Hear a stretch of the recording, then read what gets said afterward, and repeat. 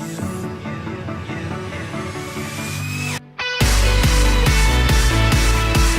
is real love. This is real love. Oh. My name is Juan. I'm one of the pastors here on staff today, and it is my honor to be able to bring the message this morning to each and every single one of you here watching online. So I need everybody to do something right now because I'm going to throw a lot of information, and this is going to go a little quick. So put your seatbelt on, get ready to get your nets and throw them and catch this information because it might go a little quick. This is our second week of our series called what, church? Real love. This is real love. See, real love. Second week, and last week it was so good. If you weren't here last week, catch up. Go to the Plainview First app. We have it there. I believe we have it on many platforms. YouTube. Catch up and get caught up to this week. This is week number 2 of real love. And the verse that we kicked off last week is the verse that I want to kick off this week. And it was about a man who goes up to Jesus. He goes up to Jesus and asks him a question. And it's found in Matthew 22, verse 36 and 39 in the NLT. And he says, "Teacher, which is the most important commandment of the law of Moses?" Jesus replied, "You must love the Lord your God with all your heart, church, with all your soul and all your mind. This is the first and greatest commandment," he said. "The second is equally as important, to love your neighbor as yourself." Notice that he says the first is the greatest commandment, to love your God with all your mind, all your soul. But the equally, so anything that is equal is not more than or less than. If something is equal, it's at the same level. And he says what is equally as important here, church, is to love others, is to love people. See, in other words, there are 2 things that are most important in life. The first one is to love God, and the second is to love others. He says if you get these two things right, you got it. You're good in life if you get these 2 things. So this is what I want to talk about this morning. I want to talk about the priority of love, how to put love and prioritize it in your life. Because if we're being honest, life gets hectic, life gets fast-paced, life is moving, and a lot of times we don't mean to forget about love, but it gets lost sometimes. We get distracted by other things and other obstacles in life. So this morning, we're going to look at 3 simple truths that we can go back to, 3 simple truths about love. And if you're going to be a person who really wants to grow in love with God and grow in love with others, please, please, please take notes. Please write these down. I'm going to go fast, and so you're going to have to write them down quick. Or if you have the Plainview First app, you can just plug them right in there. It makes it a lot easier. You know me, I'm always commercializing the app. But here's the truth number 1. Truth number 1 is true life is all about love. True life is all about love. In 1 Corinthians 13, verse 1 and 3, it says, "If I speak in the tongues of men and of angels, but do not have what, church? Love. I am only a resounding gong or a clanging cymbal. If I have the gift of prophecy and can fathom all mysteries and all knowledge, and if I have the faith that can move mountains, but do not have love, I am," say it with me, "I am nothing. If I give all I possess to the poor and give over my body to hardship that I may boast, but do not have love, I gain what, church? I gain nothing." 3 reasons on top of the 3 truths I want to give you, 3 reasons why we should prioritize love and make it so evident and make it our first and number 1 priority. Here's reason number 1 why we should prioritize it. Love authenticates my faith. Love authenticates my faith. So what does that even mean when I say love authenticates my faith? It means that love is the proof that you are a follower of God, that you are a part of God's family. It proves that I'm saved, it proves that I'm born again, and it proves that I am who I say I am, that I am part of God's family. If I'm on the right side or if I'm on the wrong side, it shows it. Love authenticates your faith. And a lot of times we have to authenticate who we are in life. How many of you, just by a raise of hands, have ever gone on an airplane? Just raise your hand if you've ever gone on an airplane. A lot of you have gone on an airplane. So a lot of you are going to know what I'm talking about. Before you check your bag, you get your sticker, you put it on. But before you can get to go be seated where you can board, you have to go through this thing. These certain agents, you have to go through what? TSA. You have to go through TSA and you have to authenticate yourself and show who you really are, that you're not lying. Pull out your driver's license, pull out your passport and say, hey, this is me and this is who I am. I'm authenticating myself. Here's the proof. If we do it in simpler terms, we have our mall here, which is called Walmart, right, church?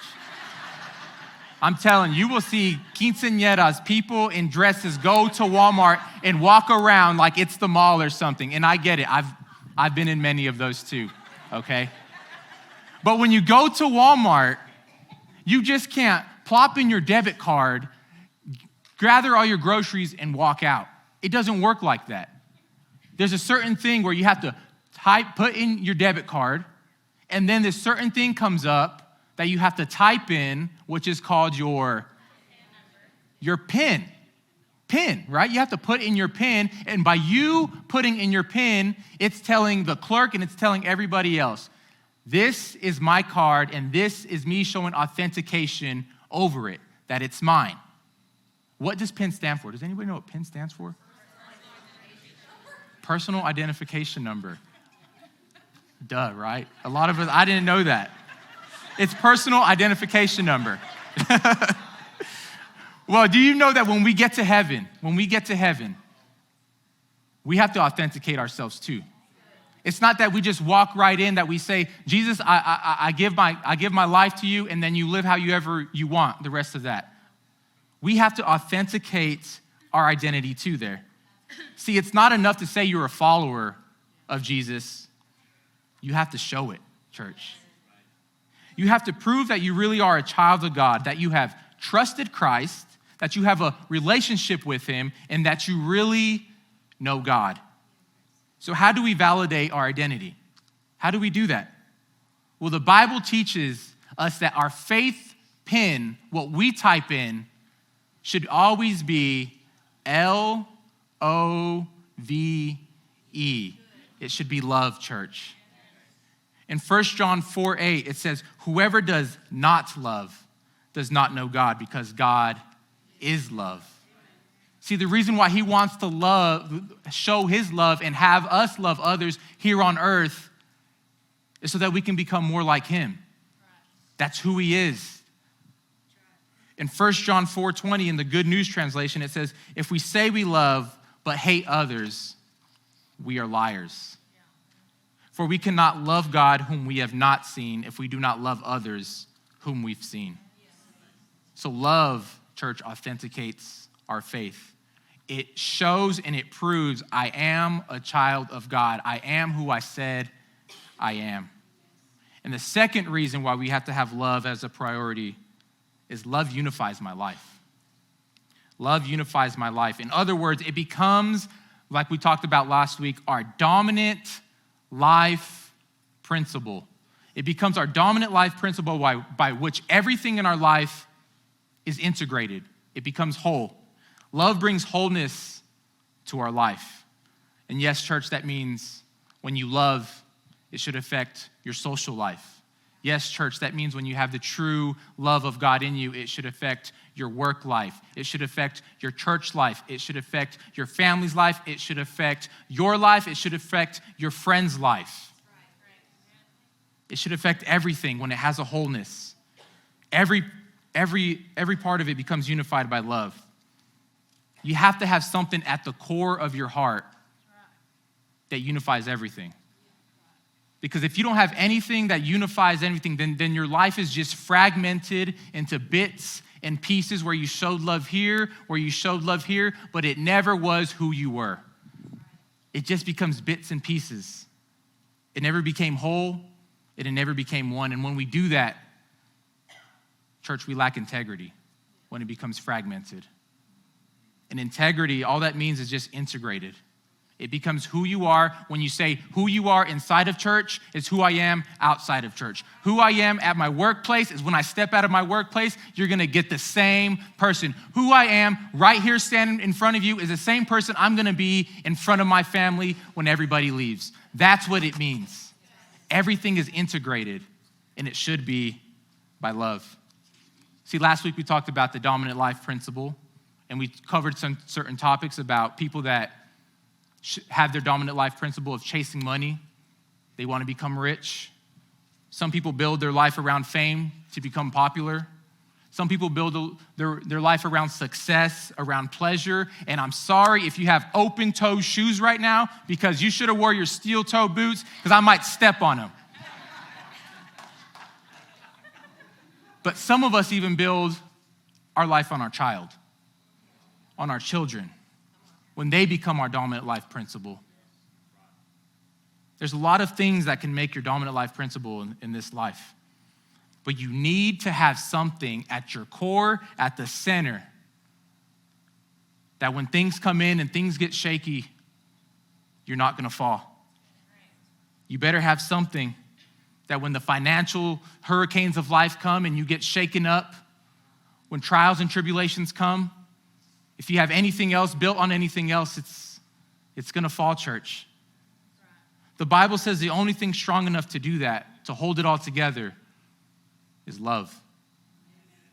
Love for God and love for each other. It becomes the center and brings everything else into focus. In Colossians 3:14, it says, love is more what, church? Read it out loud. Love is more important than anything else. Love is more important than anything else, and it's what ties, it's what integrates everything completely together. And the third reason why you should put love as a priority is love is everlasting. Love is everlasting. In fact, love is the only thing that won't fade away. Everything else you do is temporary.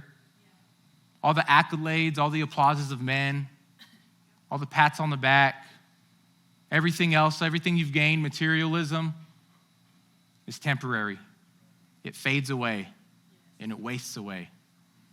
But every single loving action that we do here on earth, that we show people, that we show our neighbors, that we show the unlovely, the ones that deemed aren't lovable, when we go out and love them, when we do that, that's what we get rewarded in eternity for. That love is the currency of heaven. In 1 Corinthians 13:8, in the NLT, it says, prophecy and speaking in unknown languages and special knowledge will become useless. But love, church, will last forever. If we keep going to verse 13, it says, 3 things will last forever. It is faith, it is hope, and it is love. But it doesn't stop there. It says the greatest of these is love. So if you want a legacy to last and you want people to remember you, it's simple. Just love. Just love, church. You see it all the time. When either you see it on movies or maybe you've been there. I personally haven't been there. But when people are on their deathbeds, do they typically say, hey, go get my diploma that I got so long ago from this Ivy League school that I've earned because I just need to see it right now? No. Do they say, hey, go get my chili cook-off trophy that I won because I need to remember how good that chili was? No. If you were at Connect Group games and if you are part of the green team that won, you're not gonna go say, I knew that was gonna happen. I knew that was gonna happen. You're ruining the illustration back there, green team. Come on. When you're the green team, you don't go say, hey, go get the Connect Group game cup because I just need to see, I need to remember how good it felt winning. No, church. Those aren't the things that we crave for, that we want in those moments. We don't crave for things. We don't want things around us. Church, we want people around us. We want people who we love around us. And the truth is that every single one of us and everybody will eventually learn this basic truth, that life is about relationships or accomplishments. Let me say that again, and let me reword it a little more. Is your life about relationships, or is it more about accomplishments? Everybody's going to eventually learn that sooner or later in that moment. So my prayer for you as your friend and as one of the pastors here is that it wouldn't take a moment like that for you to learn, but that we would learn it and apply it today, that we would love today, that we would go after not accomplishments, but loving relationships. And when we go after loving relationships, guess what those become? Accomplishments, true accomplishments. Nothing else even compares or is equally as important. I like how the Message paraphrase puts this. 1 Corinthians 13:3, it says, no matter what I say, what I believe, and what I do, I am bankrupt without love. Nothing takes the place of love. Doesn't matter how much money you've earned, how much success you have, how much fame and popularity that you've built here on this earth. If your relationships aren't loving and developing, then a lot of times we figure out when we're by ourselves, life is miserable. True life is all about love. So here's the second truth. The second truth is the best gift of love is time. The best gift of love is time. So the most desired gift that you should give somebody, the most valuable thing that me and you have that we are able to give is time. To a child, to a husband, to a wife, to anybody else. Giving your attention is the greatest gift that you can give somebody. Yes. It's the greatest gift that you can give somebody because it's the most precious resource. So in a room this size and how many people are in here, it would be hard for me to say that we are all fathomed and have all the same energy in here, right? That we have all the same wealth in here, right? Or that we, each and every single one of us, have the exact amount, same talent level, right? No.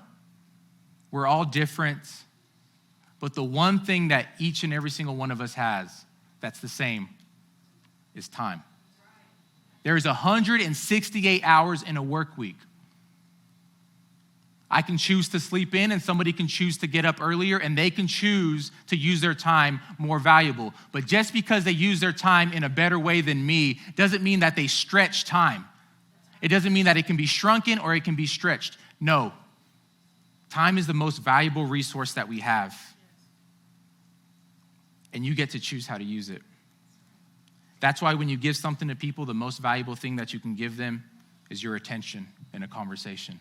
Is your attention, true attention, through a phone call. Because what you're doing and what you're saying is that you're valuable to me. That when you look them in the eye and you give them your focus and you don't go around and getting distracted, you're saying that you are worth listening to right now. Nothing else is getting in the way, that you are worth listening to and what you're saying is valuable. Guys, men, for some reason, I think this gene or this DNA little split might have missed us because we're not that good at giving our attention and our focus and our time. As good as we say we are, at least. I kind of grew up in an old school, traditional household. My dad would go to work. I wouldn't see him at football games or anything. He was a workaholic. He believed that as long as you would go to work and you would provide for your family, when you come back, there should be no complaints. So I kind of took that on in my own life. And I'm the first one as guilty as anybody else that I began to question myself when things weren't the way that I thought they should be. I would begin to say, well, why? What is going on? Why is my wife complaining? She's up there right now. I'm not looking. She's running media. When I have given her everything, doesn't she know the hard work that I do? Doesn't she know that the blood, sweat, and tears that I put in? I give her what she needs. Actually, I don't even give her what she needs. Sometimes I go over and beyond and I give my family what they want. But in that moment, when I'm asking why isn't this working? Why isn't this going the way I thought it should? It's not what I could give them that they wanted. What they really wanted was me, church. Fathers, moms, grandparents, anybody watching online, what they really want is you and me. Our time, our attention, our true focus in the moment, and not it be somewhere else. That's what they want. Because when you begin to do that, it shows that I am putting your needs ahead of mine. When you begin to do that, it shows that I am putting your agenda ahead of mine. And that's called love. In Galatians 5:6, it says the only thing that counts is faith expressing itself through love. So how do you find more time for the people who you love and that God has called you to love? Let me just give you a suggestion, right? Wait, hold on. Wait. I just got a text right now. Wait. Here's a suggestion. Sometimes this electronic right here, sometimes your computer, sometimes your work, put it away. Just put it away. We have this thing that we say in our family, and take it. Call people out. Hang up and hang out. That's what we say to each other.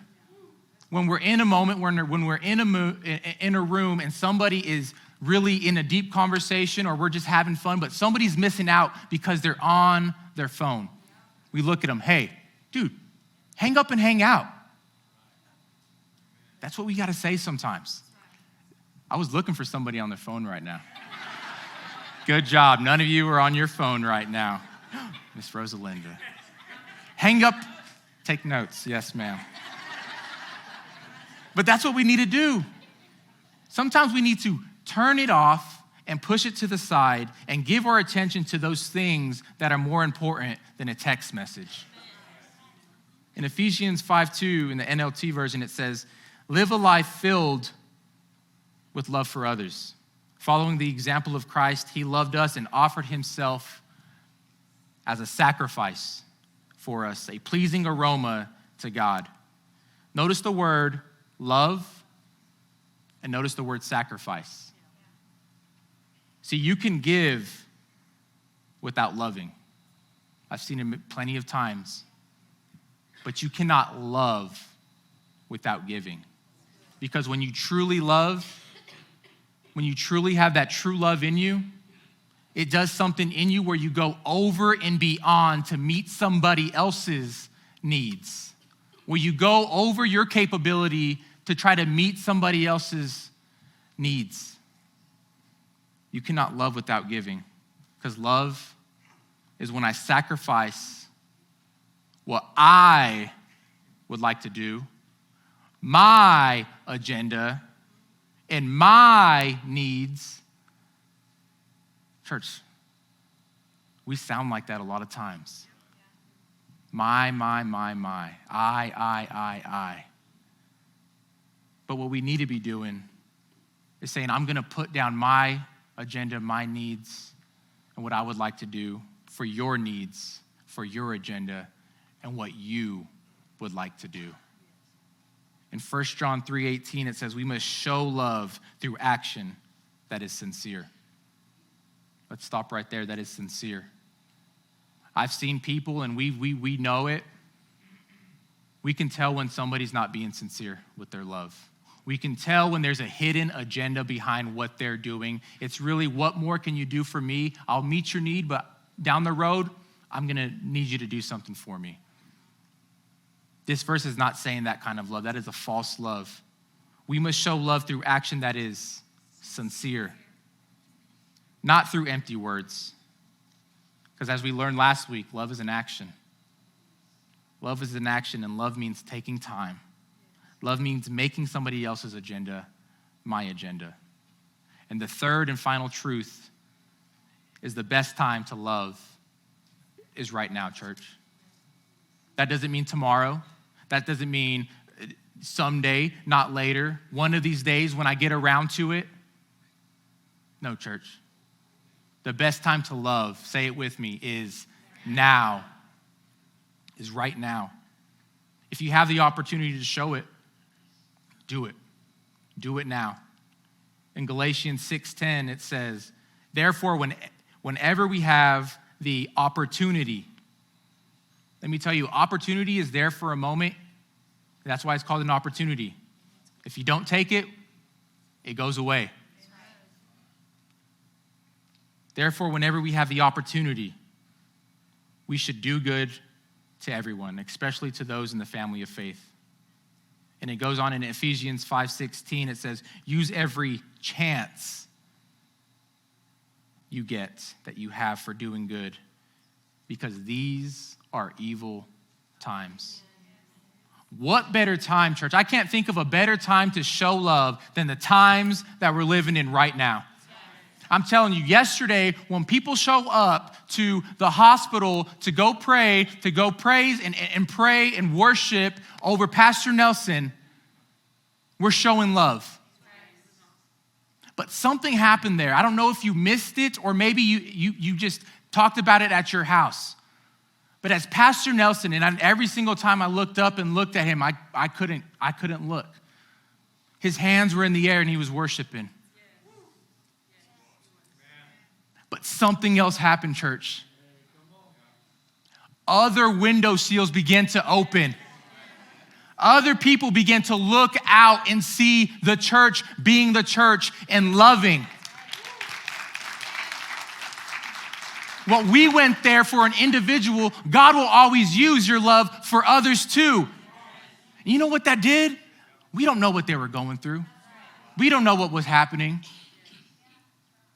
But it showed that love isn't something that they hear about. Love isn't something that they read about. That love is in their backyard, in their community, right here in Plainview, Texas.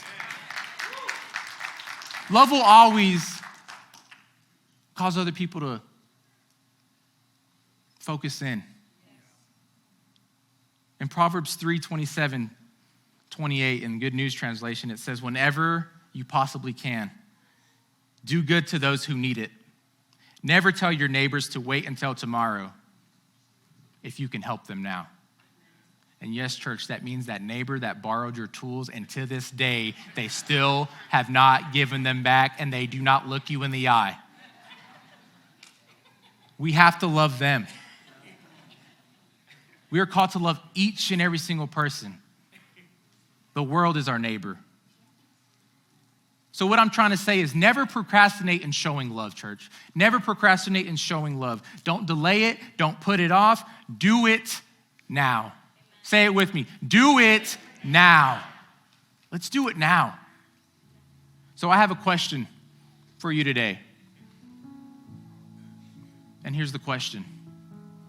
And a lot of you might already have the answer as soon as it comes out of my mouth. And a lot of you might need a little more time than others.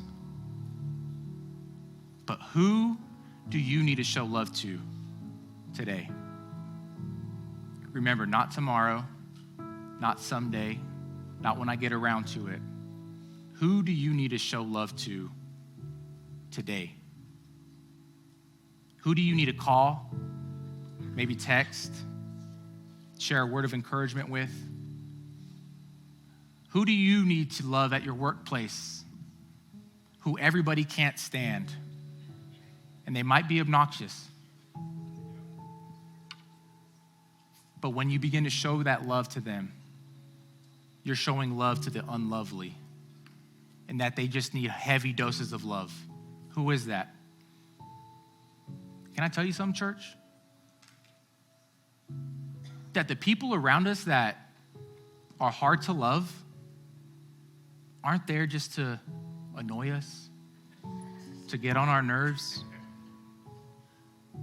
God actually placed them there in your life on purpose, for a purpose, for you to love them. Is it hard? Yes. Are you going to get it right the first time? Probably not. Did we learn last week that love is a skill? Yes. It takes time, it takes practice.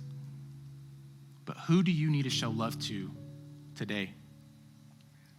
Let it never be something that we postpone and say that we'll do it tomorrow. Let's do it now. Why? The simple reason is because we all don't have the time that we think we have sometimes. Church, people die. Every day there are people who leave their house thinking that they're going to come back, and they never do.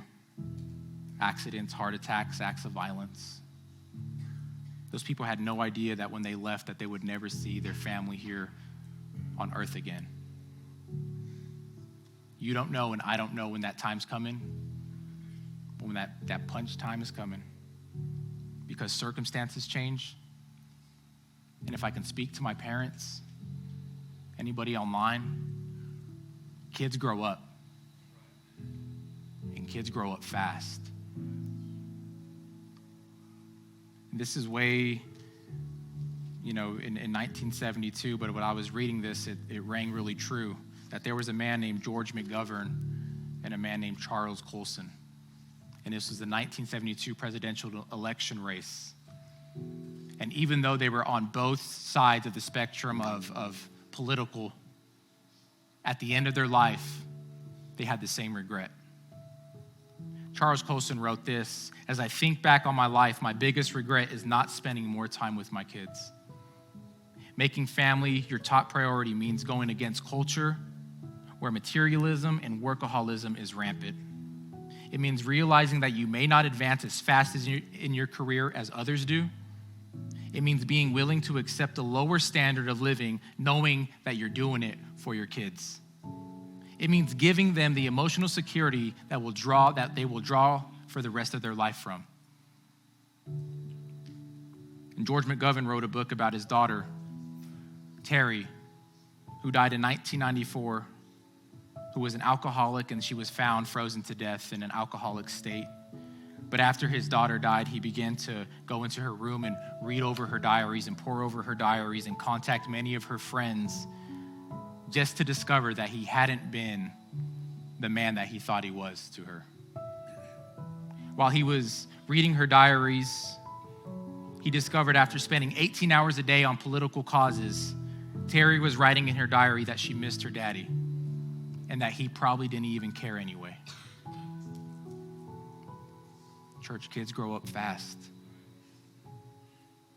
And he also sent a message to parents to say, show more love to your kids by spending more time with them, especially as teenagers. No matter what it costs your career, no matter what the cost is. That way, neither of you will have regrets. He goes on to say that I'd give anything I have, and I mean anything and everything, for one more afternoon with Terry. Just to let her know how much I loved her, and just to share one of those happy times that we used to have so infrequently. Friends, the question is not whether we're going to regret living a fast-paced, driven life, but when will you regret living a fast-paced, driven life? So are you ready to get serious? Are you ready to get serious, church? This week, I want you to take 5, 10, maybe 15 minutes with a family member each day. And while you're doing this, look them in the eye. Give them all your attention. Give them all your focus. Hang up and hang out. And lean into that conversation. You may need to apologize. You may need to sympathize in that moment. But spend some time with the people who God is calling you to love now, church. Because true life is all about love. The best gift of love is time, and the best time to love is now. But none of this would even be possible without the person and the work of Jesus Christ. So as I finish in 1 John 4:10, it says that this is real love. what we based our entire series about, that this is the real love. Not that we loved God, but that he loved us and sent his son as a sacrifice to take away our sins. So you might find yourself here today knowing that you can love more, knowing that you can love better with these principles and these truths and this knowledge. But as long as you don't have Jesus Christ in your life, all that this is just head knowledge. That something happens when you accept Jesus as your personal Lord and Savior. It activates something. So with every head bowed and every eye closed and nobody looking around in this precious and sacred moment between you and God.